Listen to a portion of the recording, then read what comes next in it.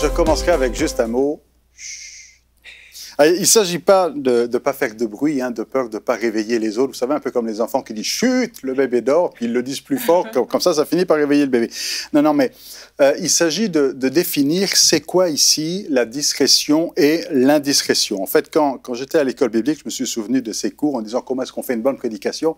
On commence par dire ce que ça n'est pas, et après on dit ce que c'est. Alors on va déjà commencer en quelques points. Ce que n'est pas la discrétion, donc c'est-à-dire l'indiscrétion. La discrétion, ce n'est pas la fanfaronnade. Je sais que dans le sud de la France, on va parler de la fanfaronnade. Je n'ai pas tout à fait l'accent. C'est ça. Donc la fanfaronnade, c'est faire du bruit. Et l'apôtre Paul va dire dans 2 Timothée, chapitre 3, il y a toute une liste qui est quand même assez forte, puisqu'on parle d'égoïsme, d'amis de l'argent, de blasphémateurs, de hautains, de rebelles à leurs parents, d'ingrats, d'irreligieux, enfin des mots qui font peur. Et au milieu, on a fanfaron. Et le fanfaron, en fait, c'est celui qui fait du bruit, c'est celui qui sonne de la trompette, c'est celui qui se vante, c'est celui qui se met en avant. La discrétion, ce n'est pas ça. La discrétion, ce n'est pas faire du bruit pour se faire remarquer.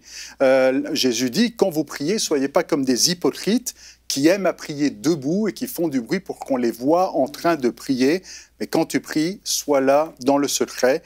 Et on a 3 fois dans Matthieu 6, quand tu pries, fais-le dans le secret et non pas devant tout le monde. Quand tu jeûnes, fais-le dans le secret et non pas devant tout le monde. Et quand tu donnes, quand tu fais l'aumône, fais-le dans le secret d'une manière cachée et non pas devant tout le monde. Donc on retrouve 3 fois ça en Matthieu 6. Donc, ne pas faire du bruit pour se faire remarquer. Il ne s'agit pas de faire pour les autres, mais pour Dieu.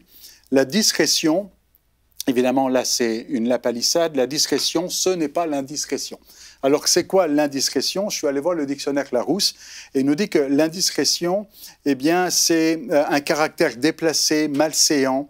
C'est lire par indiscrétion une lettre qui ne vous est pas adressée. Donc, il ne faut pas rentrer dans ce mode-là, où c'est un défaut qui révèle les choses qui devaient rester secrètes.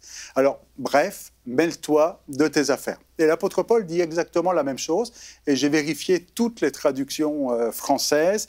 Si on prend 1 Thessaloniciens 4:11, il dit mêle-toi de tes affaires, occupe-toi de tes propres affaires. Et donc, ça veut dire quoi, ça? Ça veut dire on n'est pas là à vouloir voir ce qui se passe chez les autres, mais déjà à s'occuper de ses affaires. Alors, qu'est-ce que la discrétion? La discrétion, c'est le contraire de tout ça. La discrétion, c'est être capable de rester dans le secret, de garder ce cœur en disant je ne fais pas les choses pour être vu, pour sonner de la trompette, pour que tout le monde sache que je prie, que je jeûne ou que je fasse l'aumône. Mais la discrétion, donc, c'est cette attitude personnelle vis-à-vis de Dieu. Mais la discrétion, c'est aussi un caractère vis-à-vis des autres et être discret par rapport aux autres, être capable de garder quelque chose de confidentiel lorsque ça doit être confidentiel et ne pas essayer, par une curiosité malsaine, essayer d'aller chercher à faire dévoiler chez l'autre ce qui doit rester discret. Alors, on va en discuter. Donc, soyons discrets aujourd'hui, c'est ce que vous devez retenir.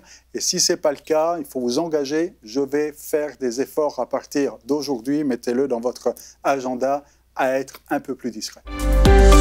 Retrouvez la suite de ce programme dans l'émission Bonjour chez vous sur ENCI TV.